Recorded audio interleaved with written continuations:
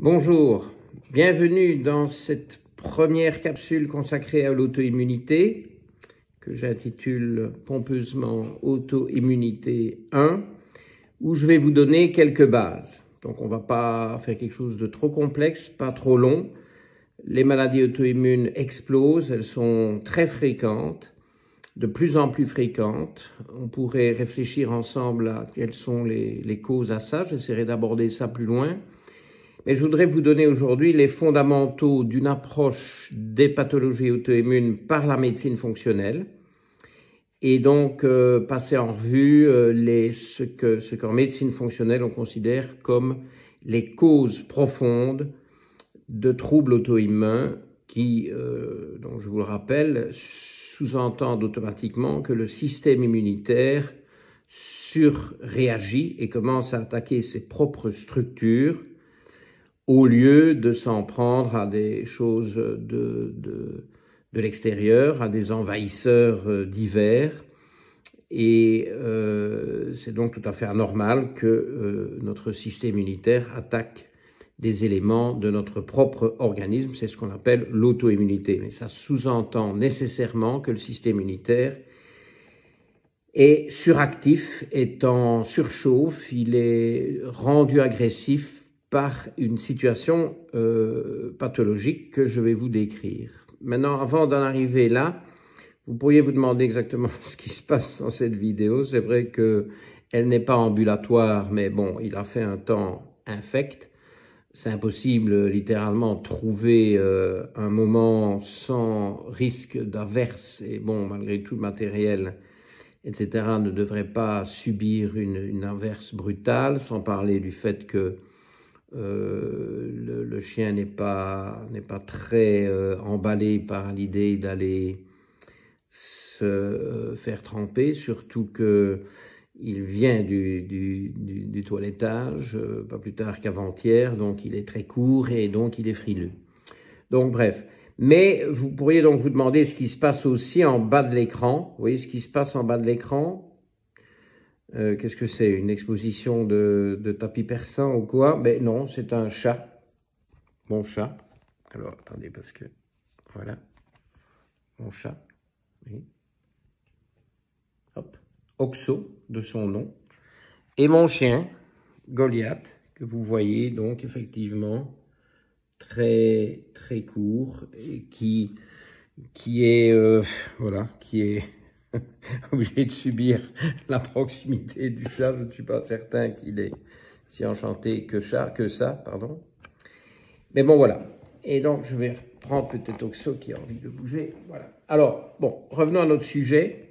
Je vous ferai une petite conclusion animalière, mais vous n'aurez pas de culturel aujourd'hui, ok? On fait avec les moyens du bord. Vous aurez du culturel la fois prochaine. Alors, pourquoi est-ce qu'un patient devient auto-immun? Ça, ce n'est pas l'approche traditionnelle, ce n'est pas l'approche qu'on peut appeler mainstream, et donc les médecins classiques ne le prennent pas, ne traitent pas leurs patients auto-immuns sous cet angle-là, mais il faut souligner que les traitements de l'auto-immunité sont, dans le domaine classique, hein, je ne parle pas de la médecine fonctionnelle, sont des traitements purement symptomatiques. Ils sont puissants. Ils sont efficaces dans beaucoup de cas, ils sont parfois indispensables parce que les cas peuvent être graves, mais ils sont symptomatiques. Qu'il s'agisse des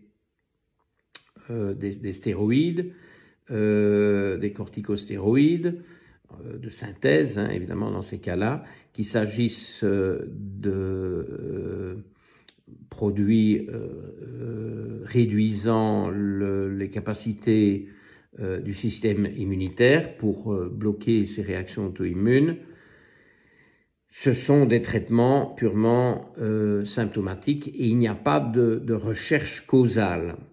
Parce qu'en médecine classique, on n'a pas encore vraiment intégré cette cause qui semble commune à toutes les pathologies auto-immunes. Alors, je dis intégrer parce que ne croyez pas que la science moderne rejette ce concept sur lequel l'approche fonctionnelle se base Et la date qui a marqué un tournant historique, je m'en souviens par cœur, je n'ai pas dû revoir mes notes, je connais toujours cette date-là, c'est le 25 mars 2005. Pourquoi? Parce qu'à cette date est parue une édition spéciale d'un très grand, je crois me souvenir que c'est Nature, bon si c'est pas Nature c'est Science, mais de toute façon peu importe, ce sont les deux très grandes revues scientifiques dans lesquelles tout rêveur n'a qu'une envie dans sa carrière, tout chercheur n'a qu'un rêve dans sa carrière, pardon, c'est justement d'être publié dans Science ou Nature. Une publication dans ces revues prestigieuses est l'aboutissement d'une carrière souvent longue et un peu obscure comme ça, sans exposition à l'appréciation d'un public plus large. Une fois que vous êtes publié dans ces revues-là, c'est un aboutissement. Eh bien, une revue complète a été dédiée le 25 mars 2005 à une série d'articles, dont un qui était particulièrement emblématique, qui décrivait littéralement ce que je vais vous expliquer, c'est-à-dire le mécanisme par lequel on considère que l'auto-immunité se développe, mais c'est également valable pour les maladies inflammatoires, parce que dans les deux cas de figure, ces phénomènes sont sous-tendus par une augmentation de la perméabilité intestinale. C'est quelque chose que je prônais et que j'expliquais à des publics de professionnels, dont beaucoup de médecins, des pharmaciens, des ostéopathes également, depuis le début de ce siècle, donc depuis 2000, peut-être déjà un peu avant, j'imagine, probablement en 1999, 1999, j'expliquais que l'auto-immunité était due à une augmentation de la perméabilité intestinale. Et j'avais des schémas, j'avais même un petit dessin animé qui mimait la situation, où en fait on montrait que la fonction de barrière de la muqueuse intestinale, on parle ici de l'intestin grêle, la fonction de barrière est compromise dans ces cas-là, et on permet ainsi à des macromolécules allergéniques de rentrer sans contrôle, et cette invasion d'antigènes, d'aliens, d'étrangers, va finir par irriter au-delà du raisonnable le système immunitaire qui se met en surchauffe, qui se met à être hyperactif et qui donc attaque par exemple des protéines de la glande thyroïde comme la thyroglobuline ou la thyroperoxydase, qui sont les deux principales protéines thyroïdiennes.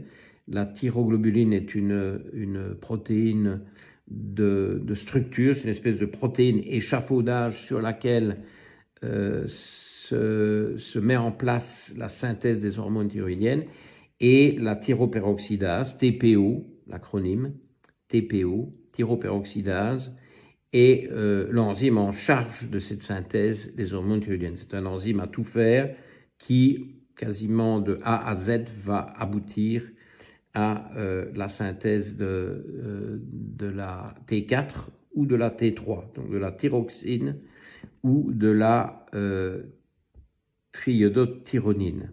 Je ferais mieux de ne pas mettre mes doigts sur l'appareil parce qu'il est ici sur un présentoir. Et vous voyez, hein, il y en a qui travaillent dur pendant que je m'échine à vous expliquer ces phénomènes menant à l'auto-immunité.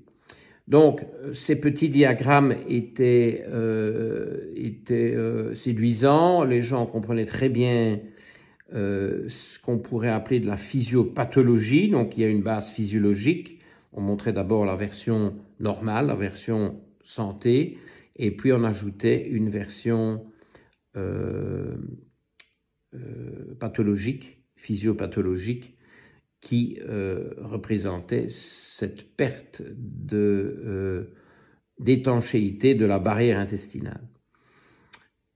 Mais il n'y avait absolument aucune base scientifique publiée dans des journaux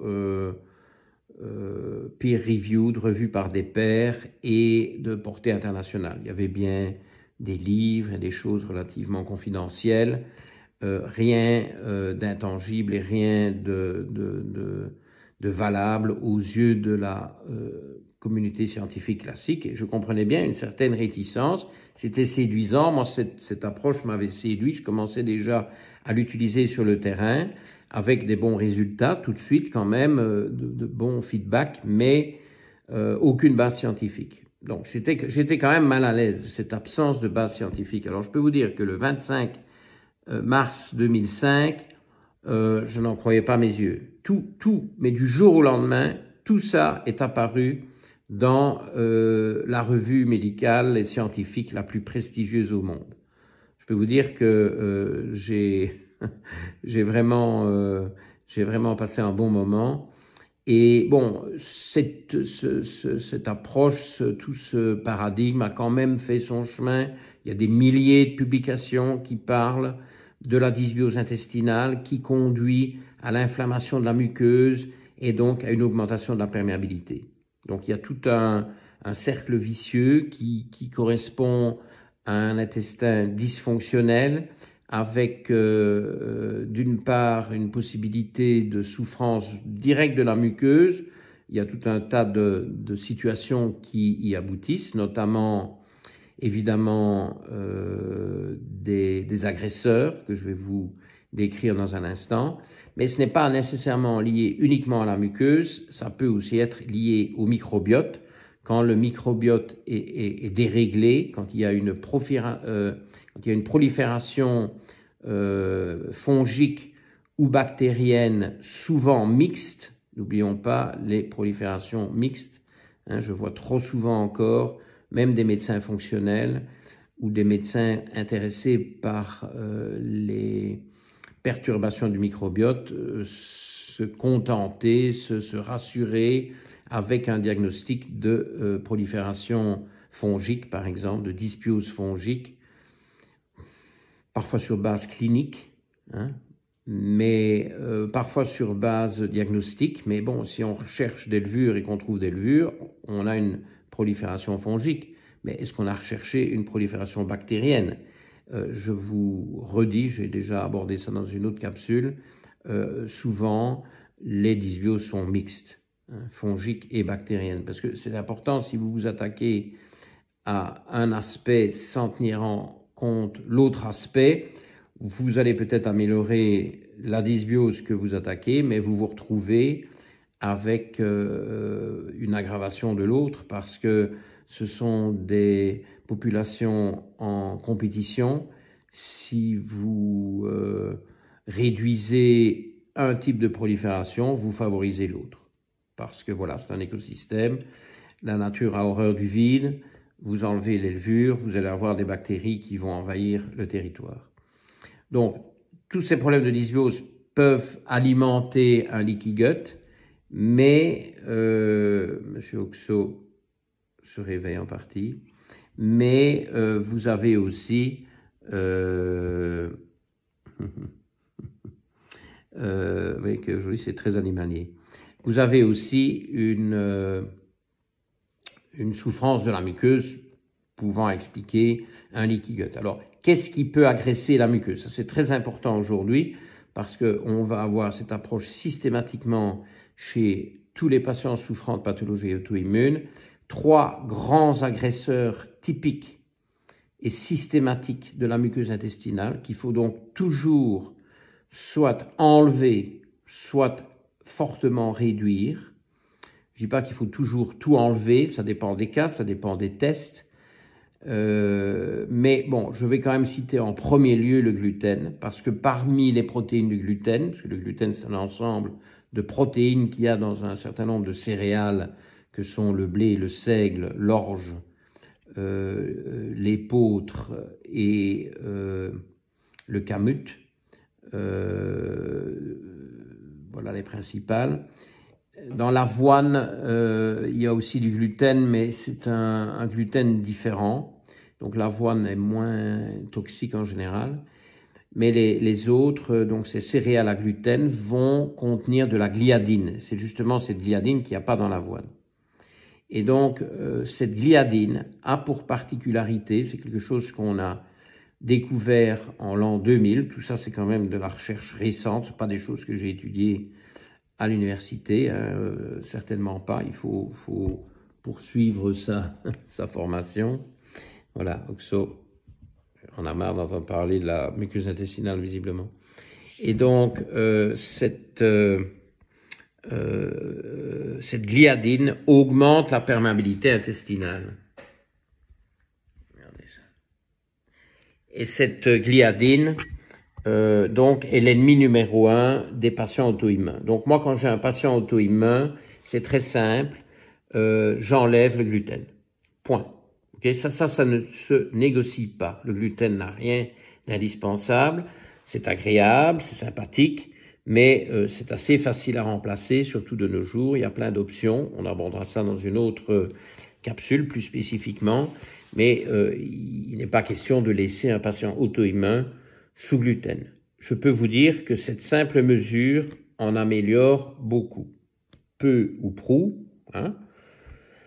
Certains n'ont qu'une amélioration partielle, d'autres ont une amélioration spectaculaire, hein, sans gluten. Je dis pas que c'est la seule chose à faire. Et alors, ce qu'il faut absolument médicaliser, on y reviendra ultérieurement, c'est le remplacement du gluten par quelque chose qui est sain. Parce qu'évidemment, comme je dis souvent, si c'est pour supprimer le gluten, pour les remplacer par des biscuits sans gluten, bon, désolé, mais ça va pas vraiment aider des patients qui souffrent d'auto-immunité. Okay, il faut de bons aliments de remplacement et nous développerons ça dans une capsule probablement spécifiquement consacrée à cette histoire de gluten. Ça doit venir parce que ça fait partie intégrante de la lutte contre l'auto-immunité. Quels sont les deux autres grands agresseurs, grandes menaces pour la muqueuse intestinale? C'est l'alcool. L'alcool, en dehors évidemment d'une petite consommation de base qui ne pose pas réellement problème, que je situerai à 4 ou 5 unités pour les femmes et peut-être 5 à 7 unités par semaine pour les hommes. Donc unité d'alcool, donc verre d'alcool, une unité égale un verre. C'est la taille du verre qui varie en fonction de la concentration d'alcool, du degré d'alcool de la boisson. Donc, en dehors d'une petite consommation de base comme ça, qu'on peut accepter, sauf peut-être dans les cas vraiment sévères, où là, on pourrait peut-être demander une abstinence complète d'alcool. Mais dans la plupart des cas, je tolère un peu d'alcool, mais certainement pas des quantités importantes, certainement pas tous les jours, toujours avoir 2 jours sans alcool par semaine. Bon, je suggère souvent lundi, mardi. Bon. Bon, mais on peut évidemment prendre d'autres jours si on déprime en début de semaine. Et puis, ne pas faire d'abus. Donc ça, c'est important aussi. Donc des interruptions, 2 jours sans alcool. Et ne pas aller au-delà de 2 unités à la fois pour une femme et de 3 unités à la fois pour un homme. Pas de ce qu'on appelle en anglais binge, hein, donc vraiment des grosses consommations brutales, non. Donc l'alcool est un poison. N'oublions pas qu'il est cancérigène, hein, ça c'est absolument flagrant et toutes les études le prouvent. Donc moi je suis pas persuadé qu'il est beaucoup moins cancérigène que le tabac. Tout est encore une question de combien, hein. Mais énormément de cancers qui sont liés évidemment à la consommation d'alcool, tout du long du tractus digestif en se terminant par les voies urinaires et la prostate. Et donc l'alcool est le deuxième grand méchant loup.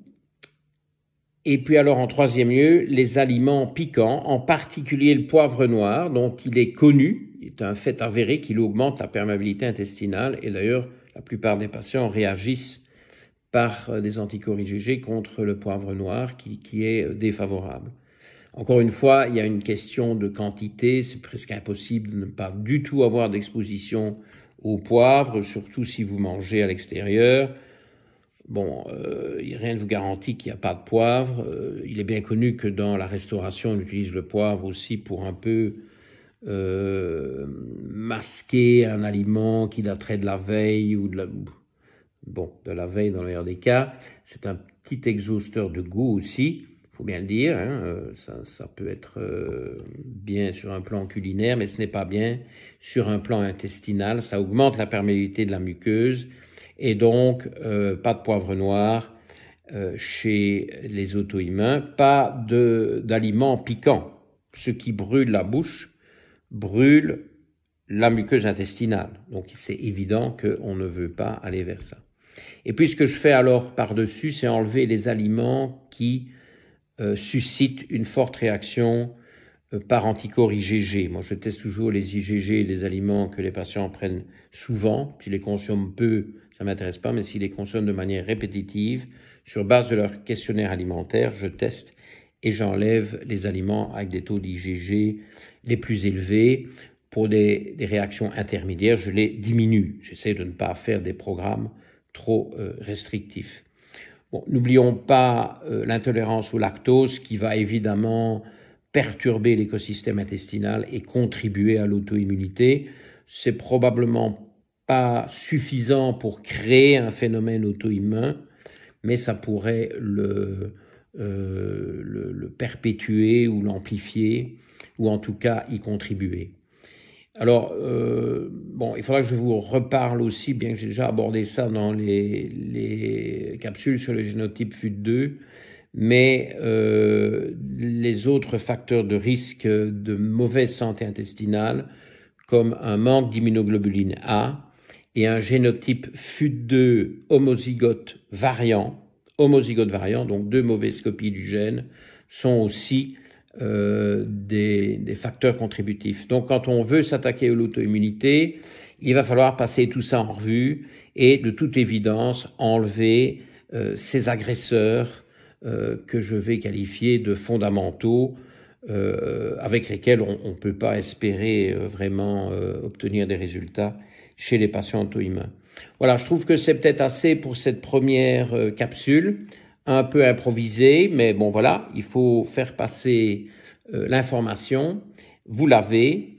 N'hésitez pas à me poser des questions parce que ça reste possible via YouTube, via Facebook, via mon site internet.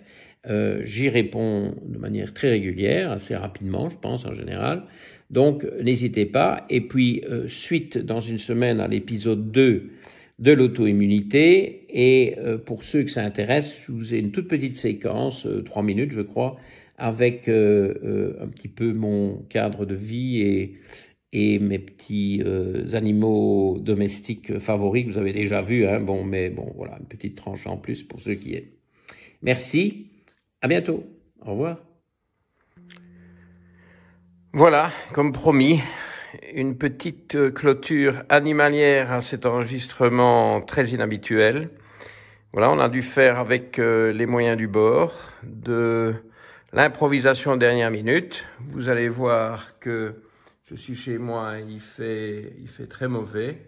On a encore une fois une averse brutale qui ruine mes chances de vous tourner une vidéo au sec, en extérieur. Et alors voilà le spectacle ici. Je viens d'enregistrer ma vidéo. Voici les bestioles. Il faut savoir que ces deux animaux, pour la première fois, depuis que j'ai ce chat il y a 1 an et demi, ont dormi tous les deux sur mon lit. Un à gauche, le chien, un à droite, le chat. Ce n'est pas encore arrivé. Le chat fait une crise une crise sentimentale. Il est très très proche. Alors il adore l'ordinateur parce qu'évidemment c'est un peu chaud. Hein. Ça c'est évidemment intéressant. Et puis alors il y a le Goliath. Vous voyez le Goliath, hein, le beau Goliath. Et voilà, tout ça coexiste. Et bon, je voulais vous les montrer. Je n'ai pas de culturel à vous donner aujourd'hui parce que ce que j'avais prévu qui était pas mal, mais ce que j'avais prévu a tourné court à cause du climat. Et puis j'ai eu pas mal d'improvisation, je veux dire. Beaucoup de choses ont été annulées. Je pensais aller à un bel endroit pour une exploration mycologique dans les bois. Ça a été annulé pour faute de Covid. Et voilà, vous devez vous contenter d'un petit examen de ma terrasse, des jouets, des chiens. Parce qu'il y a aussi le chien de mon assistant, toute la nourriture pour les oiseaux, vous voyez, qui viennent très nombreux en heure de jour. Mais bon, ici la nuit tombe déjà, changement d'heure oblige. Et puis vous avez tout le matériel mis à disposition des oiseaux. Il faut dire que les renards ne se gênent pas pour venir chipper les boules de graisse. Et puis alors vous avez la belle vallée, la vallée du Kirel, dans laquelle on a déjà tourné. Et puis j'ai un cousin sur la vitre, oui. Donc quand je vous dis animalière, il y a un invité surprise de dernière minute. Regardez, c'est mignon, hein. Moi j'aime bien les cousins.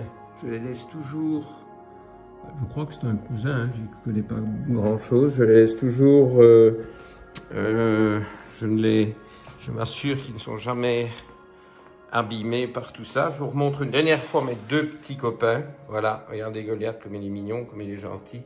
Et alors l'Oxo, c'est la statue du repos et de la sérénité. Bon, quand il n'était pas encore bien endormi, ça ronronnait très très ferme. Et je vous remercie pour cette première écoute d'une vidéo sur l'auto-immunité. Goliath était un peu fâché parce qu'avec tout ce temps-là, il n'y a pas eu grand-chose comme promenade. Mais on se rattrapera demain parce que demain, il va faire plus beau. Merci et à dans une semaine pour Auto-immunité 2. Au revoir.